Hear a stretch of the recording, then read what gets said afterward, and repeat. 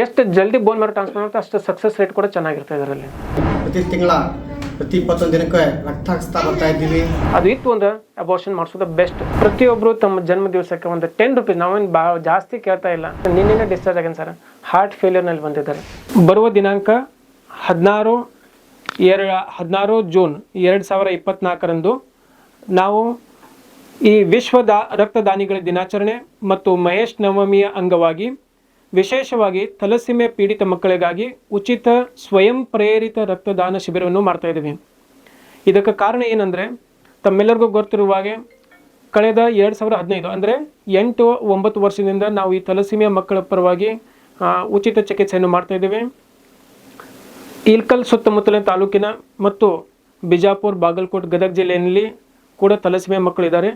ಅಂಥ ಮಕ್ಕಳಿಗೆ ಸುಮಾರು ಈ ಫೌಂಡೇಶನ್ ವತಿಯಿಂದ ಒಂದು 25 ಮಕ್ಕಳಿಗೆ ನಾವು ಟೋಟಲಿ ಈಗ ಲಾಸ್ಟ್ 8-9 ವರ್ಷದಿಂದ ಚಿಕಿತ್ಸೆಯನ್ನು ಮಾಡ್ತಾ ಇದ್ವಿ.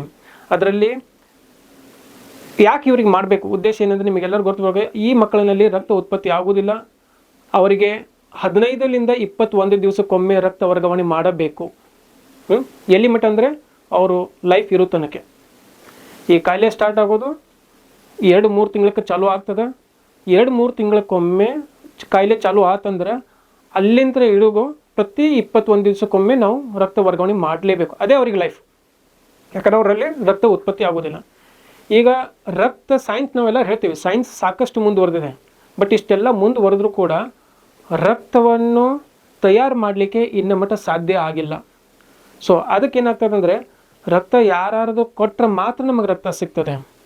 ನಾವು ಈ ವೇದಿಕೆ ಮುಖಾಂತರ ಎಲ್ಲರನ್ನೂ ವಿನಂತಿ ಏನು ಮಾಡ್ತಾಯಿದ್ವಿ ಅಂದರೆ, ರಕ್ತ ತಯಾರು ಮಾಡೋಕ್ಕೆ ಆಗಂಗಿಲ್ಲ. ಅದಕ್ಕೆ ನಾವು ನಿಮ್ಮನ್ನು ಪ್ರತಿ ಸಲ ಈ ಥರ ವಿನಂತಿ ಮಾಡಿಕೊಂಡು ರಕ್ತದಾನ ಮಾಡ್ರಿ ಅಂತ ಕೇಳ್ತೀವಿ. ಯಾಕಂದರೆ ಈಗ ಕೆಲವೊಬ್ರು ಹೇಳ್ತಿರ್ತಾರೆ, ಇರಲಿ ಸರ್ ನಾವು ಎಮರ್ಜೆನ್ಸಿ ಇದ್ದಾಗ ನಮಗೆ ಕರಿ ನಾವು ಬಂದು ಕೊಡ್ತೀವಿ ಅಂತ ಹೇಳ್ತಾರೆ. ಒಪ್ಕೊತೀನಿ, ನೀವು ಹೇಳೋದು ಸರಿ ಅದ. ಬಟ್ ಇವರಲ್ಲಿ ನಮ್ಮಲ್ಲಿ 25 ಮಂದಿ ಮಕ್ಕಳಿದ್ದಾರೆ ಅಂದಮೇಲೆ ಪ್ರತಿ 21 ದಿವಸಕ್ಕೊಮ್ಮೆ ನಾವು ರಕ್ತ ಹಾಕಬೇಕಂದ್ರೆ ನಮಗೆ ತಿಂಗಳಿಗೆ 40ರಿಂದ 50 ರಕ್ತದ ಬಾಟ್ಲಿ ಬೇಕಾಗ್ತದೆ. ಸೊ ನಾನು ಪ್ರತಿ ದಿವಸ ಯಾರಿಗಾದರೂ ಬರ್ರಿ ಸರ್ ರಕ್ತ ಕೊಡ್ರಿ, ಬರ್ರಿ ಸರ್ ರಕ್ತ ಕೊಡ್ರಿ ಅಂತ ಕೇಳೋಕ್ಕಿಂತ ನಮ್ಮ ಪರಿಸ್ಥಿತಿನೇ ಬರೋದು ಬೇಡ. ಕೇಳೋದು ಪರಿಸ್ಥಿತಿನೇ ಬರಬಾರ್ದಂದ್ರೆ ಏನಾಗ್ತದ್ರೆ, ತಾವು ಸ್ವಯಂ ಪ್ರೇರಿತವಾಗಿ ಬಂದು ರಕ್ತದಾನ ಮಾಡಿದರೆ ನಮಗೆ ಆ ಟೈಮ್ನಲ್ಲಿ ರಕ್ತ ಸಿಕ್ಬಿಡ್ತದೆ. ಇನ್ನೊಂದು ಲಾಸ್ಟ್ ಟೈಮ್ ಕೂಡ ಭಾಳ ಮಂದಿ ಹೇಳಿದರು, ಇರಲಿ ಸರ್ ನಾವು ನಮಗೆ ಹಿಂಗೆ ಕ್ಯಾಂಪ್ನಲ್ಲಿ ನಾವು ಕೊಡೋಂಗಿಲ್ಲ, ನಾವು ಎಮರ್ಜೆನ್ಸಿ ಬಂದ್ರೂ ಕೊಡ್ತೀವಿ. ಏನು ಗ್ಯಾರಂಟಿ ಇದೆ ಇವತ್ತು ನನಗೆ ರಕ್ತ ಬೇಕನ್ನಾಗ ನೀವು ಕರೆಕ್ಟ್ ಆ ಪೊಸಿಷನಲ್ಲಿ ಕೊಡುವಂಗೆ ಶಕ್ತಿಯಲ್ಲಿ ಇರ್ತಿರವಿಲ್ಲ. ಕೆಲವು ನಮ್ಮನ್ನು ಕಾಯಿಲೆ ಕೂಡ ಇರ್ಬೋದು, ಕೆಲವೊಮ್ಮೆ ನೀವು ಔಟ್ ಆಫ್ ಸ್ಟೇಷನ್ ಇರ್ತೀರಿ. ಸೊ ಇಂಥವೆಲ್ಲ ಆಗಬಾರ್ದು ಉದ್ದೇಶಕ್ಕೆ ನಾವು ರಕ್ತದಾನ ಶಿಬಿರವನ್ನು ಮಾಡಿ ಯಾವಾಗ ಕೂಡ ಸ್ಟಾಕ್ನಲ್ಲಿ ಇತ್ತಂದರೆ ನಾವು ಆರಾಮಾಗಿ ಅವ್ರಿಗೂ ಕೂಡ ರಕ್ತ ಹಾಕ್ಬೋದು. ಯಾಕಂದ್ರೆ ಭಾಳ ಸಲ ನೋಡಕತ್ತೀವಿ ನಾವು ಲಾಸ್ಟ್ ಒಂದು 2-3 ತಿಂಗಳಲ್ಲಿ ಏನಾಗಿತ್ತಂದರೆ, ಈಗ ಕ್ಯಾಂಪ್ಸ್ ಕೂಡ ಆಗ್ತಾ ಇರಲಿಲ್ಲ. ಆಮೇಲೆ ಪ್ರತಿ ಸಲ ಇವ್ರ ಮಕ್ಕಳು ಬರಬೇಕು, ಬೆಳಗ್ಗೆ ಪಾಪ ತಮ್ಮ ಊರ್ಲಿಂದ, ಆಮೇಲೆ ಇಲ್ಲಿದ್ದವ್ರು ಇಲ್ಲರಿ, ಅವರು ಸುತ್ತಮುತ್ತ ಹಳ್ಳಿಲಿಂದ ಬರ್ತಾರೆ. ಅವರೆಲ್ಲ ತಮ್ಮ ಕೆಲಸಗಳನ್ನು ಬಿಟ್ಟು ಬರ್ತಾರೆ. ರಕ್ತ ಇಲ್ಲ ಮೇಲೆ ಅವ್ರಿಗೆ ಏನು ಅಂತಾರೆ, ಸರ್ ಇವತ್ತು ರಕ್ತ ಅರೇಂಜ್ ಆಗ್ತಾಯಿಲ್ಲ, ನಾಳೆ ಮತ್ತೆ ಬರ್ರಿ ಅಂತ ಹೇಳ್ತೀವಿ. ನಾಳೆ ಬರ್ತಾರೆ, ನಾಡ್ದು ಬರ್ತಾರೆ. ಸೊ 2 to 3 days ವೆಯ್ಟ್ ಮಾಡಬೇಕಾಗ್ತದೆ. ಅವ್ರು ತಮ್ಮೆಲ್ಲ ಕೆಲಸ ನೋಡ್ರಿ, ಒಂದು ಸಲ ಕಾಯಿಲೆ ತಂದು ಯಾರಾದರೂ ಮಾಡಿಬಿಡ್ತಾರೆ. ಅವ್ರ ಜೀವನದಲ್ಲಿ ಅವ್ರ ಒಂದು ಡೈರಿನಲ್ಲಿ ಬರೆದು ಇಟ್ಬಿಡ್ತಾರೆ, 15 ದಿವಸಕ್ಕೆ ನಾವು ಆಸ್ಪತ್ರೆಗೆ ಕಾಣಬೇಕು. ಬರೀ ಮಗು ಅಲ್ರಿ, ಮಗುವಿನ ಜೊತೆ ತಂದೆ ತಾಯಿ ಕೂಡ ಬರ್ತಾರೆ. ಕೆಲವೊಮ್ಮೆ ತಂದೆ ಏನೋ ಕೆಲಸ ಅಜ್ಜ ಅಜ್ಜಿ ಬಂದಿರ್ತಾರೆ. ಸೊ ಅವ್ರನ್ನ ನಾವು ಹಿಂಗೆ ಅಡ್ಡಾಡ್ಸೋಕ್ಕೆ ಸ್ಟಾರ್ಟ್ ಮಾಡಿದರೆ ತೊಂದರೆ ನಮಗೂ ಗೊತ್ತು. ಯಾಕೆ ನಾವು ಕಣ್ಣಲ್ಲಿ ನೋಡಕತ್ತೀವಿ, ಜನರಿಗೆ ಇದು ಗೊತ್ತಿರಂಗಿಲ್ಲ. ಸೊ ಅವೆಲ್ಲ ಪ್ರಾಬ್ಲಮ್ ಆಗಬಾರ್ದು ಉದ್ದೇಶಕ್ಕೆ ಈ ಶಿಬಿರವನ್ನು ಮಾಡ್ತಾಯಿದ್ದೀವಿ. ನಮ್ಮ ಮುಂದಿನ ಉದ್ದೇಶ ಏನಂದರೆ, ಪ್ರತಿ ಹಳ್ಳಿಯಲ್ಲೂ ಕೂಡ ನಾವು ರಕ್ತದಾನ ಶಿಬಿರ ಎವ್ರಿ ಮಂತ್ ಒಂದು ಕ್ಯಾಂಪ್ ಮಾಡಿದ್ರೆ ನಮಗೆ ರಕ್ತ ಈಜಿ ಸಿಗ್ತದೆ ಅಂಥೇಳಿ ಎಲ್ಲ ದಾನಿಗಳನ್ನೊಂದು ಈ ವೇದಿಕೆ ಮುಖಾಂತರ ಇನ್ನೊಮ್ಮೆ ವಿನಂತಿ ಮಾಡ್ತಾಯಿದ್ದೀನಿ. ದಯವಿಟ್ಟು ಹೆಚ್ಚಿನ ಸಂಖ್ಯೆಯಲ್ಲಿ ಬಂದು ಈ ಮಕ್ಕಳ ಪರವಾಗಿ ಕಾಳಜಿ ವಹಿಸಿ ತಾವು ಸ್ವಯಂ ಪ್ರೇರಿತವಾಗಿ ಬಂದು ರಕ್ತದಾನ ಮಾಡಿದರೆ ಈ ಸಂಘಕ್ಕೆ ಮತ್ತು ಆ ಮಕ್ಕಳಿಗೆ ಒಂದು ಹೆಲ್ಪ್ ಆಗ್ತದೆ ಅಂಥೇಳಿ ತಮ್ಮನ್ನು ಕೇಳ್ತಾ ಇದ್ದೇನೆ. ಸರ್ ಟೋಟಲಿ ನಾವು ಸ್ಟಾರ್ಟ್ ಮಾಡಿದಾಗ 2ಲಿಂದ ಸ್ಟಾರ್ಟ್ ಆಗಿತ್ತು. ಕ್ರಮೇಣವಾಗಿ ಬೆಳ್ಕೊಂತ 25 ಮಂದಿ ಆಗಿದ್ದರು. 25 ಮಂದಿನಲ್ಲಿ ನಾವು ಈ ಫೌಂಡೇಶನ್ ಅಂತಿಂದ 4 ಮಂದಿಗೆ ಬೋನ್ ಮ್ಯಾರೋ ಟ್ರಾನ್ಸ್ಪ್ಲಾಂಟ್ ಮಾಡಿದ್ವಿ ಲಾಸ್ಟ್ 3 ಇಯರ್ಸ್ನಲ್ಲಿ. ಸೊ ಅವ್ರು 4 ಆರಾಮಾಗಿ ಹೋಗಿದ್ದಾರೆ. ಈಗ ಅವ್ರಿಗೇನು ಮತ್ತೆ ರಕ್ತ ಹಾಕೋದು ಪರಿಸ್ಥಿತಿ ಬರಲಿಲ್ಲ. ಆ ನೆಕ್ಸ್ಟ್ 21ರಲ್ಲಿ ಒಂದು 3 ಮಂದಿ ಥಲಸೇಮಿಯಾ ಕಾಂಪ್ಲಿಕೇಶನ್ಸ್ಲಿಂದ ಡೆತ್ ಆಗಿದವ್ರಿ ಸರ್. ಕಾಂಪ್ಲಿಕೇಶನ್ದಾಗ ಒಂದು ರಕ್ತನ ಸಿಕ್ಕಿರಲಿಲ್ಲ, ಅಥವಾ ರಕ್ತ ಸಿಕ್ಕಿದ್ರೂ ಕೂಡ ಅವರಲ್ಲಿ ಆ ಕಾಯಿಲೆ ಗಂಭೀರತೆ ಜಾಸ್ತಿ ಇರೋದ್ರಿಂದ ಹೊಟ್ಟೆಲ್ಲ ಉಪ್ಕೊಂಡು ಹಾರ್ಟ್ ಫೇಲ್ಯೂರ್ ಆಗಿ ಫೇಲ್ ಆಗಿದೆ. ಸೊ ಅಟ್ ಪ್ರೆಸೆಂಟ್ ನಮ್ಮಲ್ಲಿ ಈಗ 19 ಲಾಸ್ಟ್ 15 ದಿವಸ ಮುಂಚೆ ಇನ್ನೆರಡು ಮತ್ತೆ ಜಾಯ್ನ್ ಆಗುತ್ತೆ. ಸೊ 21 ಮಂದಿ ಮಕ್ಕಳು ಈಗ ಕರೆಕ್ಟಾಗಿ ಬರ್ತಾ ಇದ್ದಾರೆ. ಹೌದು ಸರ್, ಓನ್ಲಿ ಸೊಲ್ಯೂಷನ್ ಅದು ಬೋನ್ ಮ್ಯಾರೋ. ಬಟ್ ಒಂದು ನೀವು ಹೇಳಿದ ಪಾಯಿಂಟ್ ಕರೆಕ್ಟ್ ಅದ ಸರ್. ನಮಗೆ ಈ ಕಾಯಿಲೆ ಬರಬಾರ್ದು ಅಂತ ಹೇಳಿದ್ರೆ, ಕಾಯಿಲೆ ಯಾಕೆ ಬರ್ತದಂದ್ರೆ ತಂದೆ ಮತ್ತು ತಾಯಿನಲ್ಲಿ ನಾವು ತಲಸೆಮೆ ಅಂದರೆ 3 ಥರ ಬರ್ತದೆ. ತಲಸೆಮೆ ಮೇಜರ್, ತಲಸೆಮೆ ಇಂಟರ್ಮೀಡಿಯೇಟ್, ತಲಸೆಮೆ ಮೈನರ್ ಅಂತ ಹೇಳ್ತೀವಿ ಸರ್. ಇದು ಆನುವಂಶಿಕವಾಗಿ ಬರುವಂಥ ಕಾಯಿಲೆ, ಸ್ವಾಭಾವಿಕವಾಗಿ ಬರೋಂಗಿಲ್ಲ. ಈಗ ಒಂದು ಮಗುಗೆ ರಕ್ತ ವರ್ಗಾವಣೆ ಯಾವಾಗ್ರಿ 15-20 ದಿವಸ ಯಾರಿಗೆ ಬರ್ತದೆ ಅಂದರೆ ತಲಸೆಮೆ ಮೇಜರ್ ಕಾಯಿಲೆ ಇತ್ತಂದ್ರೆ ಮಾತ್ರ ಅವರಿಗೆ ನಾವು ಈ ಬ್ಲಡ್ ಕಂಟಿನ್ಯೂಸ್ ಹಚ್ಚಬೇಕಾಗ್ತದೆ. ಇಂಟರ್ಮೀಡಿಯೇಟ್ ಇತ್ತು ಅಂತ ತಿಳ್ಕೊರಿ, ಅಂದ್ರೆ ಗಂಭೀರ ಕಾಯಿಲೆ ಗಂಭೀರತೆ ಕಡಿಮೆ ಇರ್ತದೆ. ಕಡಿಮೆ ಇತ್ತಂದ್ರೆ ಹೆಂಗೆ ಅವರಿಗೆ ವರ್ಷಕ್ಕೊಮ್ಮೆ ಅಥವಾ 3 ವರ್ಷಕ್ಕೊಮ್ಮೆ ಯಾವಾಗೊಮ್ಮೆ ಹಚ್ಚಬಹುದು. ಅವ್ರದ್ದು ಈ ಹಿಮೋಗ್ಲೋಬಿನ್ ಯಾವಾಗೂ 9-10ಕ್ಕಿಂತ ದಾಟಂಗಿಲ್ಲ, ಬಟ್ ಅದರಿಂದ ಅವ್ರಿಗೆ ಜಾಸ್ತಿ ತೊಂದರೆನೂ ಆಗಿರಂಗಿಲ್ಲ. ಇನ್ನು ಮೈನರ್ ಏನು ಇರ್ತದಲ್ರಿ, ಮೈನರ್ನಲ್ಲಿ ಆ ಕಾಯಿಲೆಯ ಜೀನ್ ಇರ್ತದೆ, ಆದರೆ ಅದರ ಪರಿಣಾಮ ಅವ್ರಿಗೆ ಏನೂ ಆಗೋದಿಲ್ಲ. ಸೊ ಈಗ ತಲಸೆಮೆ ಮೇಜರ್ ಹುಟ್ಟಬೇಕು ಅಂದರೆ ತಾಯಿ ಮತ್ತು ತಂದೆಯಲ್ಲಿ ಮೈನರ್ ಜೀನ್ ಇದ್ದೇ ಇರ್ತದೆ. ತಲಸೆಮೆ ಅಂದ್ರೆ ತಾಯಿಗಿನಲ್ಲಿ ತಲಸೆಮೆ ಮೈನರ್ ಇದೆ, ತಂದೆನಲ್ಲಿ ಕೂಡ ತಲಸೆಮೆ ಮೈನರ್ ಇತ್ತು ಅಂದರೆ ಪ್ರತಿ ಪ್ರೆಗ್ನೆನ್ಸಿನಲ್ಲಿ 25% ಅವರಿಗೆ ತಲಸೆಮೆ ಮೇಜರ್ ಮಗು ಹುಟ್ಟೋ ಚಾನ್ಸ್ ಇದೆ ಎವ್ರಿ ಪ್ರೆಗ್ನೆನ್ಸಿನಲ್ಲಿ. ಈಗ 10 ಸಲ ಪ್ರೆಗ್ನೆನ್ಸಿ ಆದರೂ ಕೂಡ 10 ಪ್ರೆಗ್ನೆನ್ಸಿನಲ್ಲಿ 25% ತಲಸೆಮೆ ಮೇಜರ್ ಹುಟ್ಟಬಹುದು, 25% ನಾರ್ಮಲ್ ಮಗು ಹುಟ್ಟಬಹುದು, 50% ತಲಸೆಮೆ ಮೈನರ್ ಹುಟ್ಟಬಹುದು. ಇದು ಚಾನ್ಸ್ ಇದು. ಈಗ ನಮ್ಮ ನಸೀಬ್ ಅದು ಯಾವ ಥರ ಹುಟ್ಟುತ್ತದೆ ಅಂತೇಳಿ. ಸೊ ಈ ಕಾಯಿಲೆನ ನಾವು ತಡೆಗಟ್ಟಬಹುದಂದ್ರೆ ಬೆಸ್ಟ್ ಅಂದರೆ ಪ್ರೆಗ್ನೆನ್ಸಿ ಸ್ಟಾರ್ಟ್ ಆದ ತಕ್ಷಣ ನಾವು HbA2 ಲೆವೆಲ್ ಅಂತ ನೋಡ್ತೀವಿ. HbA2 ಲೆವೆಲ್ ಸಪೋಸ್ ತಾಯಿನಲ್ಲಿ 4ಕ್ಕಿಂತ ಮೇಲಿತ್ತು ಅಂದರೆ ತಂದೆದು ಕೂಡ ನಾವು ಅದನ್ನು ತಲಸೆಮೆ ಚೆಕ್ ಮಾಡಬೇಕು, ಕೆರಿಯರ್ ಸ್ಟೇಟ್ ಅಂತ ಹೇಳ್ತೀವಿ. ತಂದೆಗೆ ಹೋದು ಕಾಯಿಲೆ ಇತ್ತಂದ್ರೆ ಮಗುನಲ್ಲಿ ನಾವು ತಲಸೆಮೆ ಮೇಜರ್ ಐತೆ ಅಂತ ಕಾಯಿಲೆ ನೋಡ್ಕೋಬೇಕು. ಅದು ಇತ್ತು ಅಂದ್ರೆ ಅಬೋರ್ಷನ್ ಮಾಡಿಸೋದು ಬೆಸ್ಟ್. ಅಂದರೆ ಯಾಕಂದರೆ ಅದು ಹುಟ್ಟಿತ್ತಂದ್ರೆ ಅದಕ್ಕೆ ದಾರಿನೇ ಇಲ್ಲ ರೀ.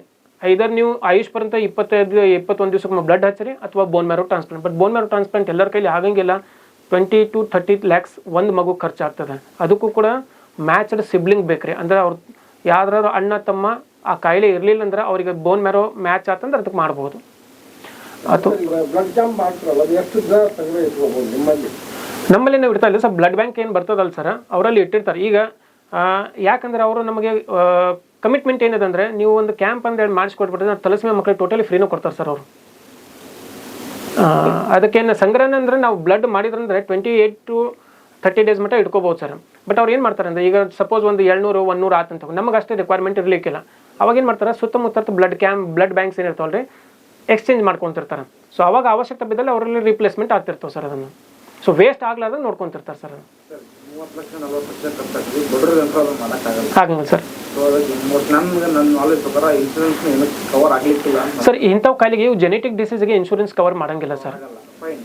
ಸೊ ಯಾವುದೇ ಒಂದು ಮೇಜರ್ ಇರುವಂತಹ ಕಾಯಿಲೆಗಳಿಗೆ ಸರ್ಕಾರ ತನ್ನದೇ ಆದಂಥ ಈ ಕ್ಯಾನ್ಸರ್ ಪೇಷಂಟ್ಗಳು ಫ್ರೀ ಇದೆ, HIV ಪೇಷಂಟ್ಗಳಿಗೆ ಫ್ರೀ ಇದೆ. This is the major issue. ಯಾಕೆ ಗೌರ್ಮೆಂಟ್ ಲೆವೆಲಲ್ಲಿ ಫ್ರೀ ಮಾಡೋದಾಗಲಿ ಅಥವಾ ಸಬ್ಸಿಡಿ ಕೊಡೋದಾಗಲಿ ಅಥವಾ ಕಡಿಮೆ ದುಡ್ಡಿನಲ್ಲಿ ಮಾಡುವಂಥ ಪ್ರಯತ್ನಗಳನ್ನು ಯಾಕೆ ಮಾಡಲ್ಲ? ಯಾಕಂದ್ರೆ 30 ಬಗ್ಗೆ ಹೈಲಿ ಇಂಪಾಸಿಬಲ್ ಸರ್. ಗೌರ್ಮೆಂಟ್ನಲ್ಲೇ ಕೂಡ ಇದು ಸ್ಕೀಮ್ ಬಗ್ಗೆ ಇದೆ ಸರ್. ಗೌರ್ಮೆಂಟ್ನಲ್ಲಿ ಹೆಂಗೆ ಈಗ ಪ್ರತಿಯೊಂದು ಸ್ಟೇಟ್ ನಂತರ CM ಫಂಡ್ ಅಂತ ಹೇಳ್ತೀವಿ. CM ಫಂಡಿಂದ 3 ಲಕ್ಷ ಬರ್ತದೆ. PM ಫಂಡ್ ಇರ್ತದೆ. PM ಫಂಡಿಂದ 5 ಲಕ್ಷ ಬರ್ತದೆ ರೀ. ಬಟ್ ಇವು 5 ಲಕ್ಷ ಬರಬೇಕು ಅಂದ್ರೆ ಅವ್ರು ಅಡ್ಡಾಡ್ಕೊಂತಿರ್ಬೇಕು ರೀ, ಕಂಟಿನ್ಯೂಸ್ ಇದು ಮಾಡೋದ್ರಿಂದ ನಾವು ಲಾಸ್ಟ್ ಭಾಳ ಮಂದಿ ಟ್ರೈ ಮಾಡಕತ್ತೀವಿ ಸರ್. ಕೆಲವೊಮ್ಮೆ ಫಂಡ್ಸ್ ರಿಲೀಸ್ ಆಗ್ತಾರೆ, ಬಟ್ ಅದರದಂಥ ತೊಂದರೆಗಳು ಭಾಳ ಇದಾವೆ. ನೀವು ಪ್ರತಿ ಸಲ ಹೋಗಿ ಅವ್ರ ಕೈ ಕಾಲು ಮುಗಿಬೇಕು. ಕೆಲವೊಮ್ಮೆ ಕೊಡ್ತಾರೆ, ಕೆಲವೊಮ್ಮೆ ಕೊಡೋಂಗಿಲ್ಲ. ಆ್ಯಕ್ಚುಲಿ ನಮಗೀಗ ಎಸ್ಪೆಷಲಿ SC/ST ದವ್ರಿಗೆ ಇದು ತಲಸೆಮೆಗೆ ಟೋಟಲಿ ಫ್ರೀ ಟ್ರಾನ್ಸ್ಪ್ಲಾಂಟ್ ಮಾಡ್ಬೇಕಂತೇಳಿ ಗೌರ್ಮೆಂಟ್ ಒಂದು ನಿರ್ದೇಶನ ಜಾರಿಗೆ ಮಾಡಿದ್ದಾರೆ. ಬಟ್ ಅವ್ರು ಏನು ಮಾಡ್ಯಾರ ಅಂದ್ರೆ ಜಯದೇವ ಹಾಸ್ಪಿಟಲ್ ಏನಿದೆ ಅಲ್ಲ ಸರ್, ಜಯದೇವ ಅಲ್ಲ, ಕಿಡ್ವಾಯ್ ಹಾಸ್ಪಿಟಲ್ ಮಾತ್ರ ಅದನ್ನು ಸೆಂಟರ್ ಇಟ್ಕೊಂಡಿದ್ದಾರೆ. ಬಟ್ ಕಿಡ್ವಾಯ್ ಸೆಂಟರ್ನ ಇಟ್ಕೊಂಡಾರೆ, ಅಲ್ಲೇ ಬೋನ್ ಮ್ಯಾರೋ ಟ್ರಾನ್ಸ್ಪ್ಲಾಂಟ್ ಮಾಡೋ ವೈದ್ಯರೇ ಇಲ್ಲ ರೀ. ಸೊ ಗೌರ್ಮೆಂಟ್ ಏನು ಮಾಡ್ತಾರೆ, ಹಿಂಗೆ ಒಂದು ದಾರಿಯಲ್ಲಿ ತೋರಿಸ್ತಾರೆ ನಾವು ಮಾಡಾಕತ್ತೀವಿ ಅಂತೇಳಿ. ಇನ್ನೊಂದು ಕಡೆ ಮಾಡೋಕೆ ವೈದ್ಯರೇ ಇರಲಿಲ್ಲ ಮೇಲೆ ನೀವು ಮಾಡ್ಲಾರ್ದಂಗೆ ರೀ. ನೀವು ಫಂಡ್ಸ್ ರೈಸ್ ಮಾಡಕತ್ತೀರಿ, ಆದರೆ ಅವ್ರಿಗೆ ಕರೆಕ್ಟಾಗಿ ತಲುಪ್ತಾ ಇಲ್ಲ ಅಥವಾ ಕರೆಕ್ಟಾಗಿ ಆರ್ಗನೈಸ್ ಮಾಡ್ತಾ ಇಲ್ಲ. ಈಗ ಮಾಡಬೇಕು ಅಂದರೆ ಎಲ್ಲಿ ವೈದ್ಯರೆಲ್ಲ ಅಲ್ಲಿ ಮಾಡ್ಕೊಂಬಿಡ್ರಿ, ಅಂದರೆ ಈಸಿ ಆಗ್ತದೆ. ನಾವು ಗೌರ್ಮೆಂಟ್ನಲ್ಲೂ ಕೂಡ ಇದನ್ನು ಕೇಳ್ತಾ ಇದ್ವಿ. ಅಂದರೆ ಅಟ್ಲೀಸ್ಟ್ ಈ ಮಕ್ಕಳಿಗೆ ಏನಾದರೂ ಒಂದು ದಾರಿ ತೋರಿಸಿದ್ರೆ ಹೆಲ್ಪ್ ಆಗ್ತದೆ. ಅರ್ಲಿ ಸ್ಟೇಜ್ನಲ್ಲಿ ನೀವು ಬೋನ್ ಮ್ಯಾರೋ ಟ್ರಾನ್ಸ್ಪ್ಲಾಂಟ್ ಮಾಡಿಬಿಡ್ತಾರೆ, ಸಕ್ಸಸ್ ರೇಟ್ ಕೂಡ ಚೆನ್ನಾಗಿರ್ತದೆ. ಇಲ್ಲಿನೇ ನಮ್ಮದು 7-8 ವರ್ಷ ದಾಟಿ ನಂತರ ಮಾಡೋಕೆ ಹೋತಂದ್ರೆ ಆಲ್ರೆಡಿ ಅವ್ರ ಸಲ ಭಾಳಷ್ಟು ಬ್ಲಡ್ ಟ್ರಾನ್ಸ್ಫ್ಯೂಷನ್ ಹೋಗಿರ್ತಾರೆ. ನೀವು ಇಮ್ಯಾಜಿನ್ ಮಾಡ್ಬೋದು, ಪ್ರತಿ 21 ದಿವಸಕ್ಕೊಮ್ಮೆ ವರ್ಷಕ್ಕೊಂದು ಏನಿಲ್ಲ ಅಂದರೂ ಒಂದು 40 ಸಲ ಬ್ಲಡ್ ಟ್ರಾನ್ಸ್ಫ್ಯೂಷನ್ ಆಗಿರ್ತಾರೆ. ಹಂಗೆ ಒಂದು 8 ವರ್ಷ ಬಂತಂದ್ರೆ 300-400 ಸಲ ಅವ್ರು ಬ್ಲಡ್ ಟ್ರಾನ್ಸ್ಫ್ಯೂಷನ್ ಮಾಡಿರ್ತಾರೆ ಸರ್. ಆ 300-400 ಸಲ ರಿಯಾಕ್ಷನ್ಸ್ ಆಗೋ ಚಾನ್ಸಸ್ ಕೂಡ ಭಾಳ ಜಾಸ್ತಿ, ಕಾಂಪ್ಲಿಕೇಶನ್ಸ್ ಆಗ್ಬಿಡ್ತಾವೆ ಇವರಿಗೆ. ಸೊ ಎಷ್ಟು ಜಲ್ದಿ ಬೋನ್ ಮ್ಯಾರೋ ಟ್ರಾನ್ಸ್ಫರ್ ಆಗುತ್ತೆ ಅಷ್ಟು ಸಕ್ಸಸ್ ರೇಟ್ ಕೂಡ ಚೆನ್ನಾಗಿರುತ್ತೆ ಇದರಲ್ಲಿ. 21 ಜನ ನಂತರ ಇಟ್ಕೊಂಡಿರ್ತಾರೆ. ನಿಮ್ಮ ಕೈಲಿ ಎಷ್ಟು ಸಾಧ್ಯ ಮಾಡ್ತೀವಿ ಅಂದ್ರೆ ಒಂದು ಕನ್ಕ್ಲೂಷನ್ಗೆ ಅಂತೂ ಬರೋಕ್ಕಾಗಲ್ಲ. ಅವ್ರು ಎಲ್ಲಿವರೆಗೂ ನಿಮ್ಮ ಇದ್ರೊಳಗೆ ಇರ್ತಾರೆ ಅವ್ರು ಹಾಕೊಂಡು ಹೇಳ್ಬೇಕಾಗ್ತದೆ. ಹೌದು ಸರ್, ದಾನಿಗಳು ಮುಂದೆ ಬಂದು ಮಾಡೇ ಮಾಡ್ತಾರೆ. ಸೊ ಇದಕ್ಕೆ ಫೈನಲ್ ಆಗಿ ಸೊಲ್ಯೂಷನ್ ಕಂಡುಹಿಡಿಯೋವರೆಗೂ ಹಿಂಗೆ ಇರೋದು. Correct sir. ಪರ್ಸೆಂಟೇಜ್ ಆಫ್ ಏನಿದೆ ಸರ್ ಭಾರತದಲ್ಲಿ? ನಮ್ಮ ಕರ್ನಾಟಕದಲ್ಲಿ ಫಾರ್ಚುನೇಟ್ಲಿ ನಾವು ಇರುವಂಥ ಸ್ಟೇಟ್ನಲ್ಲಿ ಇದು ಪ್ರತಿಶತ ಸ್ವಲ್ಪ ಕಡಿಮೆ ಇದೆ ರೀ. ಐತಿ ಅದು ನಾವು ಮಾಡ್ತಾ ಹೋದ್ವಿ ಅಂತೇಳಿ ಹಿಂಗೆ ಮಕ್ಕಳು ಬರಾಕತ್ತಾರೆ, ಹಿಂಗೆ ಗೊತ್ತದ ಅಂತೇಳಿ. ನಾವು ಇದೇ ಒಂದು 8 ವರ್ಷ ನಂತರ ನೋಡ್ಬೇಕಂದ್ರೆ ನೀವು ಸಿಂಪಲ್ ಬ್ಲಡ್ ಟ್ರಾನ್ಸ್ಫ್ಯೂಷನ್ ಏನಾಗ್ತದೆ ಅಂತ ಮಂದಿ ಬೆಳಗಾವ್ಕ ಬೆಂಗಳೂರಿಗೆ ಹೋಗಿ ಅಲ್ಲಿ ಬ್ಲಡ್ ಟ್ರಾನ್ಸ್ಫ್ಯೂಷನ್ ಮಾಡ್ಸ್ಕೊಂಡು ಬರೋ ಅಂದ್ರೆ ಈಗ ಇಲ್ಲಿ ಆಗಿತ್ತು ಅಂತೇಳಿ ಇಲ್ಲಿ ಬರಾಕತ್ತಾರೆ. ಇಲ್ಲಾರ ಇದರ ಪ್ರತಿ ಇವರಿಗೆ 25 ನೀರು ಬೆಳಗಾವ್ಗೆ ಹೋಗ್ಬೇಕ್ರಿ, ಇಲ್ಲೆಲ್ಲ ಬೆಂಗಳೂರಿಗೆ ಹೋಗ್ಬೇಕು. ಹಾಂ, ಬಟ್ ಅದವ್ರಿ ಸರ್ ಕೇಸಸ್ ಇಲ್ಲಂತಲ್ಲ. ಮೆಡಿಕಲ್ ಕಾಲೇಜಸ್ನಲ್ಲಿ ಕೂಡ ಒಂದು 10-15 ಇಲ್ಲಿ ಬಾಗಲಕೋಟ್ನಲ್ಲಿ ಹೋಗ್ತಾರೆ. ನಮ್ಮಲ್ಲಿ ಒಂದು 21 ಮಂದಿ ಮಕ್ಕಳಿದ್ದಾರೆ, ಬಿಜಾಪುರ್ನಲ್ಲಿ ಇದ್ದಾರೆ. ಬಟ್ ಮ್ಯಾಕ್ಸಿಮಮ್ ನಾವು ನೋಡೋದು ಬೆಳಗಾವ್ನಲ್ಲಿ ಇದ್ದಾರೆ ಸರ್. ಆದ್ರೆ ಮ್ಯಾಕ್ಸಿಮಮ್ ಪರ್ಸೆಂಟೇಜ್ ಇರುವಂಥ ಕೈಲೊಂದು ಗುಜರಾತ್, ಛತ್ತೀಸ್ಗಢ, ಪಂಜಾಬ್ ರೀ, ಅಲ್ಲಿ ಇವು ಜಾಸ್ತಿ ಅದಾವೆ ರೀ. ಪ್ರತಿ ವರ್ಷ ನಮ್ಮ ಭಾರತ ಸ್ಟ್ಯಾಟಿಸ್ಟಿಕ್ ನೋಡಿದಂದ್ರೆ 2,000ರಿಂದ 5,000 ಮಂದಿ ತಲಸೀಮೆ ಮೇಜರ್ ಆಗಿ ಮಕ್ಕಳು ಹುಡ್ತಾವೆ ಸರ್. ನಮ್ಮ ಭಾಗದಲ್ಲಿ ಎಷ್ಟು ಜನ ಅದ? ನಾವು ಈಗ ನೋಡಕತ್ತ ಸುತ್ತ ನಮ್ಮ ಕಡೆ ಈಗ ಗದಗ್ಲಿಂತ ರೋಣ ತಾಲೂಕ್ಲಿಂದ ಬರ್ತಾರೆ ಸರ್, ಕುಷ್ಟಗಿಲಿಂತ ಬರಾಕತ್ತಾರ, ಆಮೇಲೆ ಮುದ್ದೇಬಾಳಿಂತ ಒಂದು 2 ಮಂದಿ ಇದ್ದಾರೆ ಸರ್. ಬಾಗಲಕೋಟ್ನಲ್ಲಿ ನಾವು ನೋಡೋದು ಒಂದು 15 ಮಂದಿ, ಅಂದರೆ ಟೋಟಲ್ ಒಂದು 21 ಮಂದಿ ಮಕ್ಕಳು ಅದಾರೆ ಸರ್.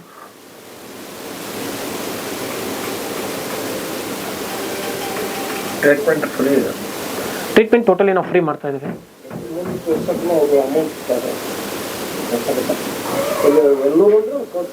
ಇಲ್ಲ ಸರ್, ಬೆಂಗಳೂರು ನಾರಾಯಣ ಸರ್. ಹಾಂ, ಈಗ ಮೊನ್ನೆ ನಾವು ಇದನ್ನು ಮಾಡಿದ್ದಕ್ಕೆ ನಮಗನ್ನು ಫೌಂಡೇಶನಲ್ಲಿ ಕರೆಸಿ ಅವ್ರು ಸತ್ಕಾರ ಕೂಡ ಮಾಡಿದ್ದಾರೆ ಸರ್. ಮೊನ್ನೆ ಎಲ್ಲ ತಲಸೀಮಿಯಾ ಮಕ್ಕಳ ಪರವಾಗಿ ಯಾರ್ಯಾರು ಇದನ್ನು ಟ್ರೀಟ್ಮೆಂಟ್ ಮಾಡ್ತಾ ಇದ್ದಾರೆ ಅವ್ರ ಪರವಾಗಿ ಯಾರ್ಯಾರು ಕೆಲಸ ಮಾಡ್ತಾರೆ ಎಲ್ಲ ಸಂಘದವ್ರು ಆಲ್ ಓವರ್ ಇಂಡಿಯಾದವ್ರು ಕರೆಸಿ ಸತ್ಕಾರ ಕಾರ್ಯಕ್ರಮ ಇಟ್ಕೊಂಡಿದ್ರು ಅವ್ರಿಗೆ.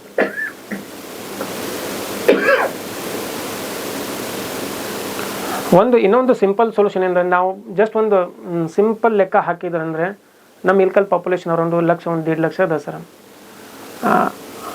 ನನಗೆ ದವಾಖಾನೆ ಒಳಗೆ ವಿಚಿತ್ರ ಒಂದು ಬೋರ್ಡ್ ಹಾಕಿದ್ದಾರೆ, ಮಕ್ಕಳಿಗಾಗಿ ಇಲ್ಲಿ ರಕ್ತದಾನ ಮಾಡಿ ಅಂತಂತ ಬಂದವರು ಓದಿದ್ರು ಎಷ್ಟೋ ಪರ್ಸೆಂಟೇಜ್ ಆಗ್ಬಹುದಲ್ಲ.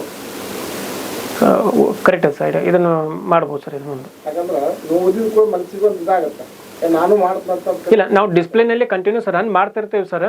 ಯಾಕಂದ್ರೆ ಭಾಳ ಸಲ ಅಡ್ಮಿಟ್ ಆಗಿತ್ತು ಪೇಷಂಟ್ ಕೂಡ ಅಲ್ಲಿ ಪ್ರಚಾರ ಮಾಡಿದ್ದು ನೀವು. ಹೌದೌದು ಸರ್. ಬಂದ ಪೇಷಂಟ್ ತಂದೆ ತಾಯಿಗಳು ಗುರ್ತಾಗಿರ್ತಾರೆ, ಎಷ್ಟೋ ಮಂದಿ ಯುವಕರು ಬಂದಿರ್ತಾರೆ.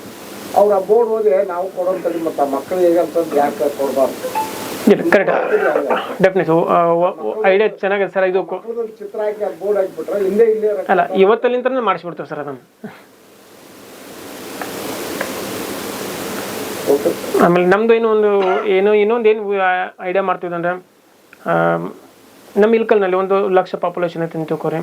ಪ್ರತಿಯೊಬ್ಬರು ತಮ್ಮ ಜನ್ಮ ದಿವಸಕ್ಕೆ ಒಂದು 10 ರೂಪೀಸ್, ನಾವೇನು ಜಾಸ್ತಿ ಕೇಳ್ತಾ ಇಲ್ಲ, 10 ರೂಪಾಯಿ ಸಂಘಕ್ಕೆ ಏನೋ ಡೊನೇಟ್ ಮಾಡಿದ್ರೆ ನಮ್ಮ ವರ್ಷಕ್ಕೆ ಒಂದು ಮಗುಗೆ 10 ಲಕ್ಷ ರೂಪಾಯಿ ಡೊನೇಟ್ ಆಗುತ್ತೆ. ಪ್ರತಿಯೊಬ್ಬರು 10 ರೂಪಾಯಿ ಕೂಡ ಮಾಡಿಬಿಟ್ರೆ 10 ಲಕ್ಷ ಆತ ನಾವು ಆರಾಮಾಗಿ ಟ್ರಾನ್ಸ್ಪ್ಲಾಂಟ್ ಪ್ರೊಸೀಜರ್ ಕ್ಲಿಯರ್ ಮಾಡ್ಕೋಬೋದು ಸರ್. ಯಾಕಂದರೆ ಇಂಥವು NGOs ಕೂಡ ಭಾಳಷ್ಟು ಅದಾವೆ ಸರ್. ಈಗ ನಾರಾಯಣ ಹಾಸ್ಪಿಟಲ್ ಅವ್ರು ಕೂಡ ನಮ್ಮನ್ನು ಹೆಲ್ಪ್ ಮಾಡಿ ನಾವೊಂದು ಅಟ್ಲೀಸ್ಟ್ ಸ್ವಲ್ಪ ಫಂಡ್ಸ್ ರೈಸ್ ಮಾಡಿ ಕೊಟ್ಬಿಟ್ರೆ ನೆಕ್ಸ್ಟ್ ಫಂಡ್ಸ್ ಸಪೋಸ್ ಇರಲಿಲ್ಲ ಅಂದರೂ ಕೂಡ ಅವ್ರು ಕೂಡ ತಮ್ಮ ಸಂಸ್ಥೆಯಿಂದ ಹಾಕ್ತಾರೆ ಸರ್. ನಾನು ಜಾಸ್ತಿ ಅಮೌಂಟ್ ಕೇಳ್ತಾ ಇಲ್ಲ, ನಾವು ಸುಮ್ಮನೆ ಬರ್ಡೇಸ್ಗೆ ಎಲ್ಲಿ ಬೇಕಾದಲ್ಲಿ ಖರ್ಚು ಮಾಡ್ತೀವಿ. ಜಸ್ಟ್ ಒಂದು 10 ರೂಪೀಸ್ ಡೊನೇಟ್ ಮಾಡಿಬಿಡ್ರಿ.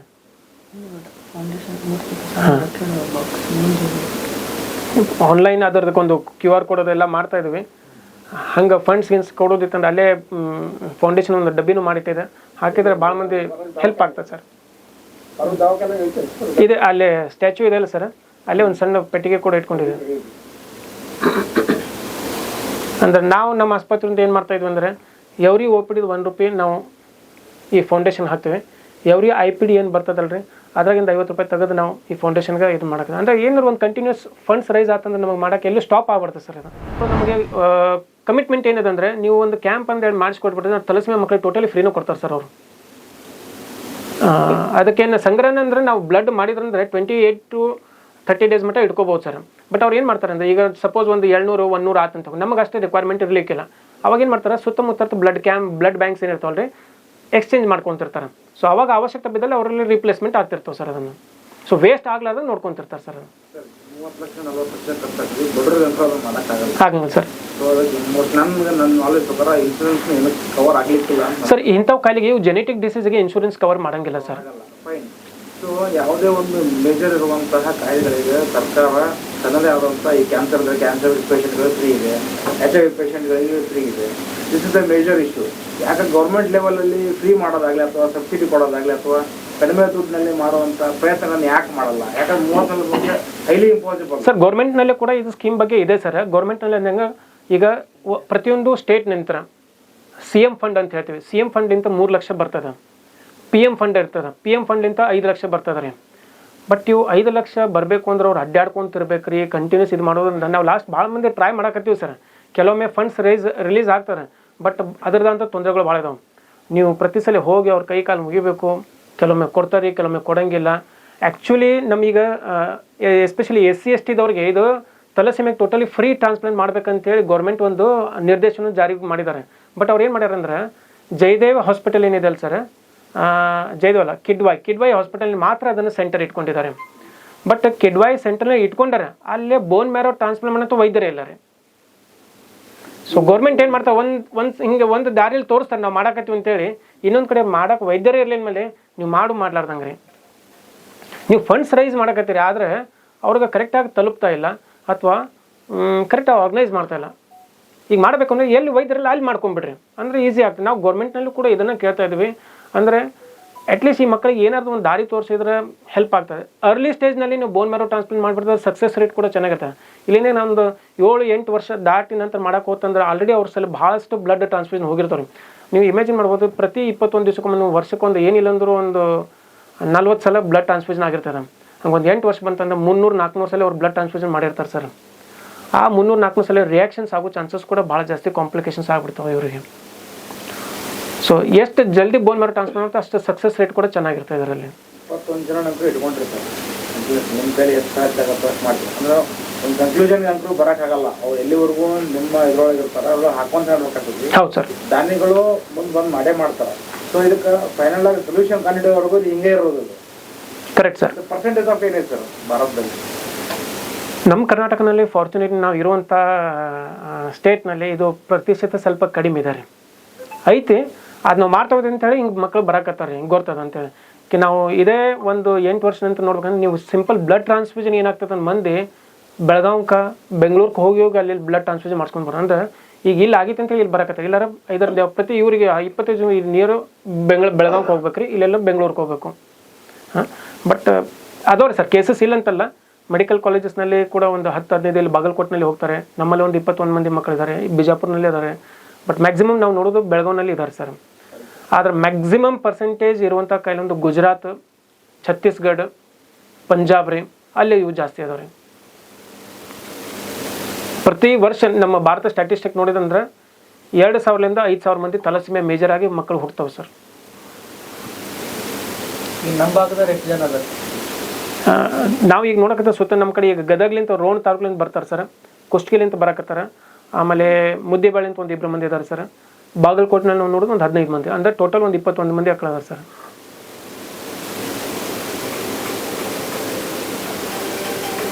ಟ್ರೀಟ್ಮೆಂಟ್ ಫ್ರೀ ಇದೆ? ಟ್ರೀಟ್ಮೆಂಟ್ ಟೋಟಲಿ ನಾವು ಫ್ರೀ ಮಾಡ್ತಾ ಇದ್ದೀವಿ.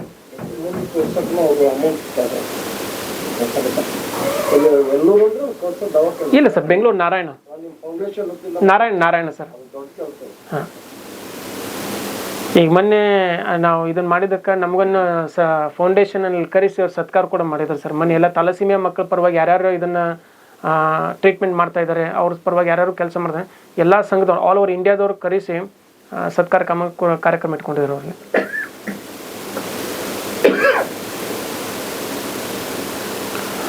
ಇನ್ನೊಂದು ಸಿಂಪಲ್ ಸೊಲ್ಯೂಷನ್ ಅಂದರೆ ನಾವು ಜಸ್ಟ್ ಒಂದು ಸಿಂಪಲ್ ಲೆಕ್ಕ ಹಾಕಿದ್ರೆ ಅಂದರೆ ನಮ್ಮ ಇಲ್ಕಲ್ ಪಾಪ್ಯುಲೇಷನ್ ಅವ್ರು 1 ಲಕ್ಷ 1.5 ಲಕ್ಷ ಅದ ಸರ್. ನನಗೆ ದವಾಖಾನೆ ಒಳಗೆ ರಿಸಿಪ್ಟ್ ಕೌಂಟರ್ ಒಂದು ಬೋರ್ಡ್ ಹಾಕಿದ್ದಾರೆ, ಮಕ್ಕಳಿಗಾಗಿ ಇಲ್ಲೇ ರಕ್ತದಾನ ಮಾಡಿ ಅಂತಂದು ಬಂದವರು ಓದಿದ್ರು ಎಷ್ಟೋ ಪರ್ಸೆಂಟೇಜ್ ಆಗ್ಬಹುದಲ್ಲ. ಕರೆಕ್ಟ್ ಸರ್, ಇದನ್ನು ಮಾಡ್ಬೋದು ಸರ್. ಇದು ಮುಂದೆ ಯಾಕಂದ್ರೆ ನೀವು ಓದಿದ್ರು ಕೂಡ ಮನಸ್ಸಿಗೆ ಒಂದು ಇದಾಗತ್ತೆ, ನಾನು ಮಾಡ್ತಾ ಇಲ್ಲ, ನಾವು ಡಿಸ್ಪ್ಲೇನಲ್ಲಿ ಕಂಟಿನ್ಯೂಸ್ ರನ್ ಮಾಡ್ತಿರ್ತೀವಿ ಸರ್. ಯಾಕಂದ್ರೆ ಭಾಳ ಸಲ ಅಡ್ಮಿಟ್ ಆಗಿತ್ತು ಪೇಷಂಟ್ ಕೂಡ ಅಲ್ಲೇ ಪ್ರಚಾರ ಮಾಡಿದ್ದು ನೀವು ಹೌದೌದು ಸರ್. ಬಂದ ಪೇಷಂಟ್ ತಂದೆ ತಾಯಿಗಳು ಗುರುತಾಗ್ತಾರೆ, ಎಷ್ಟೋ ಮಂದಿ ಯುವಕರು ಬಂದಿರ್ತಾರೆ. ಅವ್ರ ಆ ಬೋರ್ಡ್ ಹೋಗಿ ನಾವು ಕೊಡೋಂಥದ್ದು ಮತ್ತು ಆ ಮಕ್ಕಳಿಗೆ ಅಂತಂದು ಯಾಕೆ ಕೊಡಬಾರ್ದು? ಇಲ್ಲ ಕರೆಕ್ಟ್ ಡೆಫಿನೆಟ್ ಐಡಿಯಾ ಚೆನ್ನಾಗಿದೆ ಸರ್. ಇದು ಮಕ್ಕಳದೊಂದು ಚಿತ್ರ ಹಾಕಿ ಆ ಬೋರ್ಡ್ ಹಾಕಿಬಿಟ್ರೆ ಇಲ್ಲೇ ಅಲ್ಲ ಇವತ್ತಲ್ಲಿಂದನೇ ಮಾಡಿಸ್ಬಿಡ್ತೇವೆ ಸರ್ ಅದನ್ನು. ಆಮೇಲೆ ನಮ್ಮದು ಇನ್ನೊಂದು ಏನು ಐಡಿಯಾ ಮಾಡ್ತಿದ್ವಿ ಅಂದರೆ ನಮ್ಮ ಇಲ್ಕಲ್ನಲ್ಲಿ 1,00,000 ಪಾಪ್ಯುಲೇಷನ್ ಐತೆ ಅಂತ ತಿಳ್ಕೊರಿ. ಪ್ರತಿಯೊಬ್ಬರು ತಮ್ಮ ಜನ್ಮ ದಿವಸಕ್ಕೆ ಒಂದು 10 ರೂಪೀಸ್, ನಾವೇನು ಭಾಳ ಜಾಸ್ತಿ ಕೇಳ್ತಾ ಇಲ್ಲ, 10 ರೂಪಾಯಿ ಸಂಘಕ್ಕೆ ಏನೋ ಡೊನೇಟ್ ಮಾಡಿ ನಮ್ಮ ವರ್ಷಕ್ಕೆ ಒಂದು ಮಗುಗೆ 10 ಲಕ್ಷ ರೂಪಾಯಿ ಡೊನೇಟ್ ಆಗುತ್ತೆ. ಪ್ರತಿಯೊಬ್ಬರು 10 ರೂಪಾಯಿ ಕೂಡ ಮಾಡಿಬಿಟ್ರೆ 10 ಲಕ್ಷ ಆತ ನಾವು ಆರಾಮಾಗಿ ಟ್ರಾನ್ಸ್ಪ್ಲಾಂಟ್ ಪ್ರೊಸೀಜರ್ ಕ್ಲಿಯರ್ ಮಾಡ್ಕೋಬೋದು ಸರ್. ಯಾಕಂದರೆ ಇಂಥವು NGOs ಕೂಡ ಭಾಳಷ್ಟು ಅದಾವೆ ಸರ್. ಈಗ ನಾರಾಯಣ ಹಾಸ್ಪಿಟಲ್ ಅವ್ರು ಕೂಡ ನಮ್ಮನ್ನು ಹೆಲ್ಪ್ ಮಾಡಿ ನಾವೊಂದು ಅಟ್ಲೀಸ್ಟ್ ಸ್ವಲ್ಪ ಫಂಡ್ಸ್ ರೈಸ್ ಮಾಡಿ ಕೊಟ್ಬಿಟ್ರೆ ನೆಕ್ಸ್ಟ್ ಫಂಡ್ಸ್ ಸಪೋಸ್ ಇರಲಿಲ್ಲ ಅಂದರೂ ಕೂಡ ಅವ್ರು ಕೂಡ ತಮ್ಮ ಸಂಸ್ಥೆಯಿಂದ ಹಾಕ್ತಾರೆ ಸರ್. ನಾನು ಜಾಸ್ತಿ ಅಮೌಂಟ್ ಕೇಳ್ತಾ ಇಲ್ಲ, ನಾವು ಸುಮ್ಮನೆ ಬರ್ಡೇಸ್ಗೆ ಎಲ್ಲಿ ಬೇಕಾದಲ್ಲಿ ಖರ್ಚು ಮಾಡ್ತೀವಿ. ಜಸ್ಟ್ ಒಂದು 10 ರೂಪೀಸ್ ಡೊನೇಟ್ ಮಾಡಿಬಿಡ್ರಿ.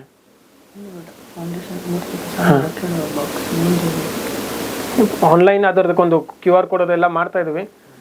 ಹಂಗೆ ಫಂಡ್ಸ್ ಕೊಡೋದಿತ್ತಂದ್ರೆ ಅಲ್ಲೇ ಫೌಂಡೇಶನ್ ಒಂದು ಡಬ್ಬಿನೂ ಮಾಡಿಟ್ಟಿದೆ, ಹಾಕಿದ್ರೆ ಭಾಳ ಮಂದಿ ಹೆಲ್ಪ್ ಆಗ್ತದೆ ಸರ್. ಇದೆ ಅಲ್ಲೇ ಸ್ಟ್ಯಾಚ್ಯೂ ಇದೆ ಅಲ್ಲ ಸರ್, ಅಲ್ಲೇ ಒಂದು ಸಣ್ಣ ಪೆಟ್ಟಿಗೆ ಕೂಡ ಇಟ್ಕೊಂಡಿದೆ.